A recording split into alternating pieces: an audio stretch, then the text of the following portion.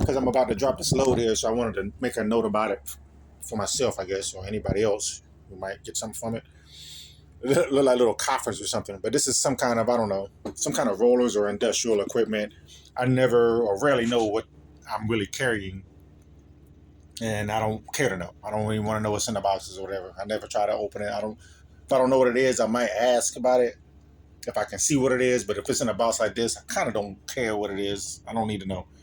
But anyway, when they loaded this back in Virginia, and I'm in Illinois right now, about to get unloaded in about 5 minutes. So I wanted to note this before I get rid of this, get it offloaded, and get on to the next thing. This is two large kind of boxes. Like I said, almost looks like a coffin or something, like small person coffins or something. But each one of those weighs about 400 pounds, it seems. And when he put it on with the forklift, he asked me if he wanted me to arrange it so they were both laying down, like separately, instead of stacked like this, as he put it on the van. And I said just leave them like this because the idea for me was I needed room to sleep because I couldn't, I couldn't make it from Virginia to Illinois in one day. Well, I did, but they weren't open by the time I got here. So I had to camp out right nearby here where I am now. I had the unloading spot. So I said, yeah, just leave it stacked so I would have room to sleep. I don't want to go to the hotel for like 2 hours basically, or 6 hours total. It's just a waste of money to me. So I just camped out back here. So I said, yeah, just go ahead and leave it stacked.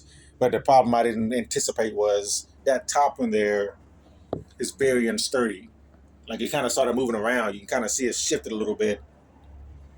And I did my best with my little E-track. I probably need to put another E-track here. I put one here before, and it kind of, I didn't put it in there correctly. You don't really need to use self-tapping screws. You need to use a regular screw, get the hole in, get a regular screw, and then put a bolt on the other end, which is what I did. That works out better than the self-tapping screw. Just going to work itself out. But anyway, I put that on, but it didn't really work. So I ended up, I put the load bar on. The load bar started moving around. I heard stuff shifting around back here as I'm, in Kentucky or whatever. So you can see this thing has started to loosen up because it just starts to loosen up because the top box here started moving around, and I knew it was about to fall. This is thing, like I said, is I weigh like 200 pounds. This thing weighs twice as much as I do. I can move it around. You can see I can move it around a little bit, but if it fell, I was going to be in big trouble. So I had to stop and put this other strap on. I need some other better straps. I got this one. This one is not quite long enough for what I want to do. And I got this thing. This is from my big truck dealings. This is longer, but it's not. You need a ratchet. Like some of these ones that are kind of like this, it's gonna come loose because this is not for really strong holding power.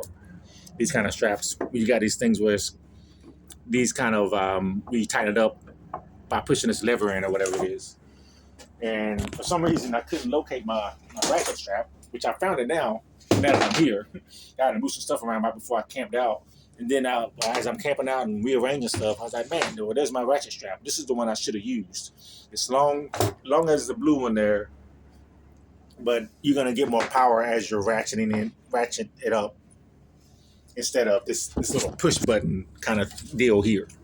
But anyway, you got to really think quickly when they're loading it onto the van, the truck. In a big truck, when I was doing over the road and local regional stuff for the grocery account that I used to have with a big truck, one of the rules they had at the place I was leased under, one of the rules they had, and as the owner operator, or as a company driver, you needed to stay back there as you're unloading. And that's a good idea to see what's going on. It's not just to trap you and keep you from playing with your phone in your cab or resting or something. It's so you can see what's going on as they're taking stuff off or putting stuff on. And you might know some stuff that the forklift driver is not going to think about or he's not going to care about because all he cares about is getting stuff on and off the truck.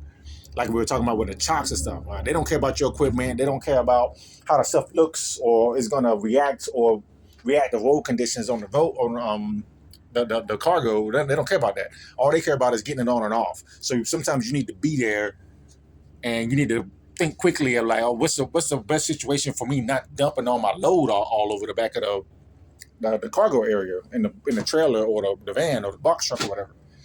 You need to be able to know about these things so you can save yourself some time and save yourself some anguish on the other end of things.